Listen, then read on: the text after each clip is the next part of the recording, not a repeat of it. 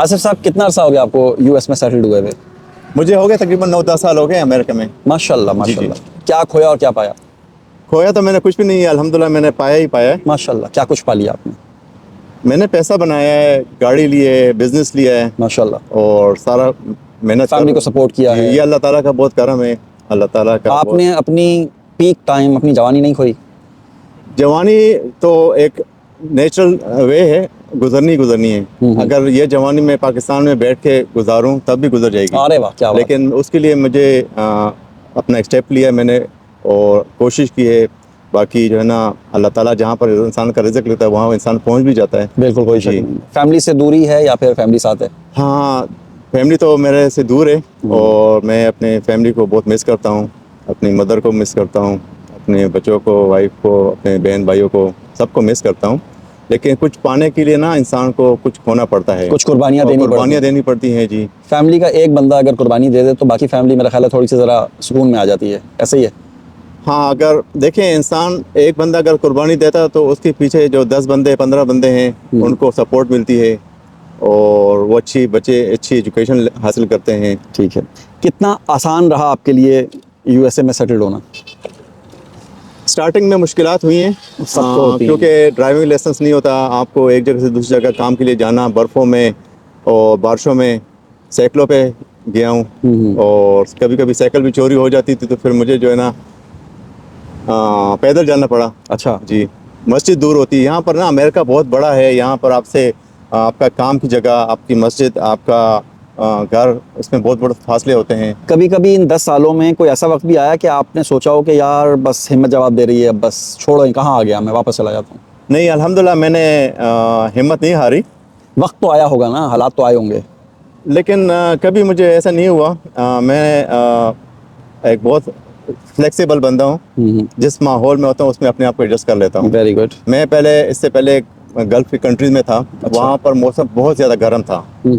इतनी शदीद गर्मी जितनी पाकिस्तान में भी नहीं होती। सही, बिल्कुल। फिर मैं एक टाइम आया कि मैं जब यहाँ पर आया हूँ, यहाँ पर मैं बर्फ़ों में मैंने ज़िंदगी गुजारी। ठीक है। तो अल्हम्दुलिल्लाह मैंने चैलेंज को एक्सेप्ट किया है और मेहनत की है। आपने कोई ऐसे लोग भी देखे होंगे जिन्होंने चैलेंज को एक्सेप्ट नहीं किया होगा, हालात की जद में आए होंगे और उसके बाद वो कहीं ना कहीं वापस चले गए होंगे? अमेरिका में पहुंचना सबसे मुश्किल काम होता है। तो जब इंसान आ जाता है तो फिर उसको जो है ना किश्ती जला के आनी चाहिए मेरे ख्याल में। ठीक है, और वो किसी ना किसी तरीके से सेट हो ही जाता है। हाँ जी, वो सेट हो जाता है, टाइम लगता है। बाज़ लोगों को टाइम लगता है कि वो मतलब एक इजी लाइफ से आके एक हार्ड वर्क लाइफ में आते हैं। मतलब एक कंफर्ट जोन से आप निकल कर एक मेहनत वाले जोन में आ पाते हैं। ठीक है। क्योंकि पाकिस्तान में तो लोग इजीली, अगर गरीब भी है ना वो भी सोता है आराम से, सोता उठता है। या इंडिया में, दूसरी कंट्री में जहाँ पर आप लोग बात सुन रहे हैं ना, लेकिन जब यहाँ पर आते हैं या यूरोप की किसी कंट्री में जाते हैं तो वहाँ पर मुश्किलात होती हैं। सब काम खुद करने होते हैं। तो उसके लिए इंसान को मेंटली तैयार होना चाहिए। मेंटली तैयार नहीं होते हैं तैयार, वो कहते हैं कुछ भी करवा लो, मैं तो 7 दिन काम करूंगा, 14 15 घंटे छुट्टी करके क्या करना है। लेकिन मैंने ये देखा है कि जैसे आपने बताया कि अमेरिका लैंड ऑफ अपॉर्चुनिटी, यहाँ पर एक दफ़ा कोई पहुँच जाता है वो किसी ना किसी तरीके से सेट हो जाता है। जी बिल्कुल। Easier than US, easier than England. England में बहुत मुश्किल है असाइलम करना, या एजुकेशन बेस पे, या फिर वर्क परमिट पे, या शादी करके, बहुत मुश्किल है। लेकिन यहाँ पे मौक़े ज़्यादा हैं और सबसे जो असल काम है ना, यहाँ पे काम मिल जाता है आपको, बेरोज़गारी नहीं है। काम मिल जाता है, काम मिल जाता है और बहुत अच्छे रेट्स पे काम मिल जाता है। आपकी जो मिनिमम वेज है यहाँ पे कितनी है वैसे? यहाँ पर अब न्यूयॉर्क में ना $17 पर आवर है स्टार्टिंग। लेकिन अगर आपके पास स्किल है तो आप $30, $40, $100। और ये जो $17 मिनिमम वेज है, अगर कोई असाइलम सीकर है उसको भी इतने ही पैसे मिलेंगे? एग्जैक्टली।